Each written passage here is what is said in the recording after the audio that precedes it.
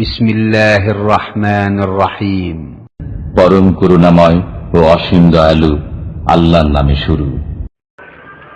আমরা তকলিদ করে আবু হানিফার বিশেষ করে গালাগালি এমন ভাবে গালাগালি করে ওয়ালানা আখিরুহু হাযিহিল উম্মাহ আউয়ালাহা। সেজন্য ভাইয়েরা এরকম প্রত্যেক মাসলার মধ্যে আকসর বেশতর হানাফিয়া প্রথম কোরআনের দিকে দেখবে, তারপর হাদিসের দিকে দেখবে। আমি তফসিল বয়ান করতেছি না। তারপরে সালাফিরা বলে হানাফিরা আহনাফ অনেক সময় হাদিসের সহিরও মুখালেফতি করে, হাদিসের সহির মুখালেফতি করে হানাফিয়া। আমি তাদের কাছে জিজ্ঞাসা করি হাদিসের সহি গায়রে সহি কাকে বলেন? কিন্তু সহি আর গায়রে সহির মধ্যে কোন মুহাদ্দিসিনে কেরামের নাম নিতে পারবেন না। ইমাম মুসলিম, ইমাম বুখারী অমুক এটা সহি বলছে, এটা গায়রে সহি বলছে, এটার নাম নেওয়া সারা সহি আল্লাহ পাক পরওয়ারদিগার আপনার কানে কানে বলে দিছেন, আর কে বলছে বলেন। অবশ্যই আশ্রয় নিতে হবে ইমাম মুসলিম রহমতুল্লাহ আলাইহি বলছে এটা সহি, এটা গায়রে সহি। ইমাম বুখারী বলছে গায়রে সহি সহি। তাহলে তোমরা হাদিসের ব্যাপারে বুখারী আর মুসলিমের তাকলিদ করে তোমরা সহি মুসলমান হইতে পারো। আমরা কিছু ফিকহের মাসাইলের মধ্যে আবু হানিফার তাকলিদ করি, আমরা কিভাবে মুশরিক হই কমবক্ত? বলেন তোমরাও তো মুকাল্লিদ। হাদিসের সহি গায়রে সহির মধ্যে তাকলিদ কার করলাম? আরে বলেন না। বুখারীর মুয়াত্তার তাকলিদ করলেন, মুসলিমের তাকলিদ করলেন। এরা তো পরবর্তী যুগের মানুষ, সহি গায়রে সহি বলতেছে। সেজন্য ভাইয়েরা এটা সব ধোঁকা ধোঁকা ধোঁকা, আর কিছু নাই। আমি আপনাদের কাছে জিজ্ঞেস করি কোরআন সহি পড়া ওয়াজিব না ওয়াজিব না? ওয়াজিব। এই সহি কোরআন পড়ার মধ্যে আপনি কার মুকাল্লিদ হয়েছেন? ভাই জিজ্ঞেস করছেন, বাইরের কেউ প্রশ্ন করেছে ইন্টারনেটে হয়তো বাইরে, বলছে যে আপনারা বলে ইমাম আবু হানিফার মাযহাব মানলে তাকলিদ হয়ে যায়, যেটা আপত্তি করেন। তো ইমাম বুখারী মুসলিম এরা জাল জয়ীব বললে ওটা কি করে ওটা তাকলিদ হয় না?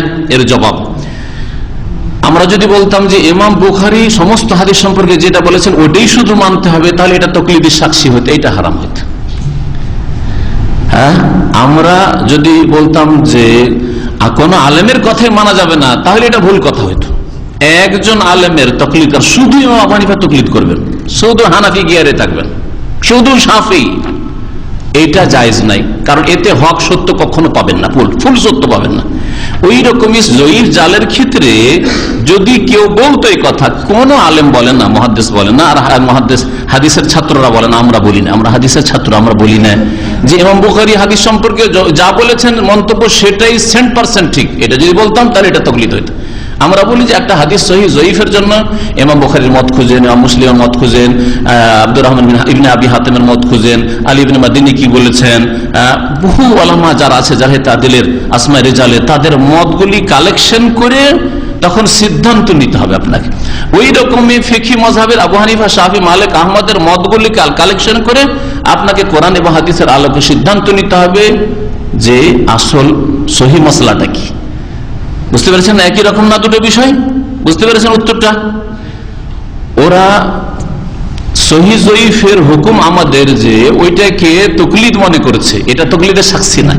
আমরা তাকলিদের সাক্ষীকে হারাম বলছি, কিন্তু সাধারণ মানুষ সরাসরি কোরআন হাদিস থেকে ফতোয়া নেবে এটা অসম্ভব। তারা আলেমদের কাছ থেকে জিজ্ঞেস করে নেবে, কিন্তু একজন আলেমের কাছে শরণাপন্ন হবে না। আর একজন আলেমের কথাই হক সীমিত আছে কথা মনে করবে না। যেমন কেউ যদি মনে করে যে শেখ মতিউর রহমান যেটাই বলছে 100% ঠিক, তাহলে এটা হারাম। হ্যাঁ, আন্দোলনের আলেম ওলামারা যেই সব ফতোয়া দিচ্ছেন সবটাই ঠিক, তাহলে হারামি ফতোয়া। কথা বুঝতে পেরেছেন? আর যদি বলে যে আন্দোলন আলেমরা কোরআন হাদিসের আলেম, শেখ মুতিউর রহমান কোরআন হাদিসের কথায় বললে সবগুলি মিলিয়ে ঝুলিয়ে যেটা কোরআন সুন্নাহর কাছাকাছি আরো ওলামারা রয়েছেন তাদের কাছ থেকেও জানলাম তারা কি বলছে, কোরআন হাদিসের কাছাকাছি ওইটা নেব, তাহলে এটা হক। ওই রকমই শুধু আবু হানিফার মাযহাব নেব, এটা জায়েজ নয়, তাকলিদে শাখসি হারাম। শুধু শাফির মাযহাব নেব, হারাম, এটা তাকলিদে শাখসি। কিন্তু যদি ইমাম আবু হানিফা, শাফি, মালিক, আহমদ চারটা মত রয়েছে বা তিনটা মত একটা মাসলাই রয়েছে, হ্যাঁ, যেমন সূরা ফাতিহা আমাদের পিছনে পড়তে হবে কি হবে না, একদল বলছে না কাউকে পড়তে হবে না, আরেক দল বলছে না সবাইকে পড়তে হবে, আরেক দল বলছে যে শুনলে পড়তে হবে না, না শুনলে পড়তে হবে। তিনটা হইল কিনা? এখন তিনটার মধ্যে যদি বলেন না, একজন বলছে আমি আবু হানিফা নেবো, জায়েজ নয় আপনার জন্য এই কথা বলা। আরেকজন বলে আমি শাফিটা নেবো, জায়েজ নয়। আমি হচ্ছে মালিকি, সুতরাং মালিকাটা নেবো, তাহলে এটা হারাম, তাকলিদে শাখসি হারাম। শুধু তাকলিদ হারাম নয়, কি বললাম, তাকলিদে শাখসি, ব্যক্তি পূজা হারাম, একজন ব্যক্তির অন্ধ অনুসরণ হারাম। শেখ মতিউর রহমানের সবগুলি ফতোয়া নেবো, এটা হারাম, তাকলিদে শাখসি। কথা বুঝতে পেরেছেন? কিন্তু যদি বলেন না কোরআন হাদিসের যে কোনো আলেমের কথা নেব, তবে যার কথা কোরআন হাদিসের কাছাকাছি মনে হবে, আমার যদি ওই যোগ্যতা না থাকে তো আরো 5 জন আলেম আছেন, 5 জন আলেমই বলছেন একমত আর আমি শুধু একাই বলছি, তাহলে আমারটা ভুল হওয়ার সম্ভাবনা বেশি। কথা বুঝতে পেরেছেন? কিন্তু কোরআন শর্ত হচ্ছে কোরআন হাদিসের তারা আলেম, বেদাতি আলেম হইলে হবে না। বেদাতি আলেম যদি 1000 হয় আর কোরআন হাদিসের একজন আলেম হয়, তো একজন আলেম সে প্রাধান্য পাবে। বুঝতে পেরেছেন? জি, এবার বুঝতে পেরেছেন তাকলিদে শাখসির ব্যাপারটা। জাল জয়ীফের ক্ষেত্রে আমরা যদি বলতাম শুধু নাসিরুদ্দিন আলবানির কথা নিতে হবে, তাহলে তাকলিদে শাখসি হারাম। আর যদি বললি যে অনেক ওলামারই খেদমত করেছেন বর্তমান যুগে 20 শতাব্দীতে নাসিরুদ্দিন আলবানির মতো হাদিস সহিহ জয়ীফের কেউ খেদমত করেননি, সবগুলি সামনে রেখে তিনি করেছেন। সুতরাং তার কথাগুলি আমরা অধিকাংশ যুক্তিসঙ্গত বা দলিল সঙ্গত পাই, বাকি তার কথার বিপরীত আমরা বলি। বরং কোরআন হাদিসের আলেমরা তারা বলেন, জি বলেন, যেমন তিনি বলছেন যে চেহারা ঢাকা মুস্তাহাব মহিলাদের, আর কোরআন হাদিসের বড় বড় ওলামারা আজকে সৌদি আরবের সমস্ত ওলামা বলছেন চেহারা ঢাকা ওয়াজিব। তাহলে কোথায় তাকলিদ করলেন? ঠিক না? তিনি বেশ কিছু হাদিস, হাজার হাজার হাদিসের সহিহ জয়ীফের হুকুম লাগাইতে গিয়ে বেশ কিছু হাদিস রয়েছে যেগুলি আগে বলেছিলেন জয়ীফ, পরে তিনি রুজু করেছেন, বলছেন সহিহ। আগে বলেছিলেন সহিহ, পরে বলছেন জয়ীফ। তারাজুআতুল আলবানী বলে একটি কিতাবই রয়েছে, আলবানীর প্রত্যাবর্তন, ফিরে আসা, বেশ কিছু, হ্যাঁ, শত শত হাদিস, সেগুলি এই 200টি নয়। বুঝতে পেরেছেন না?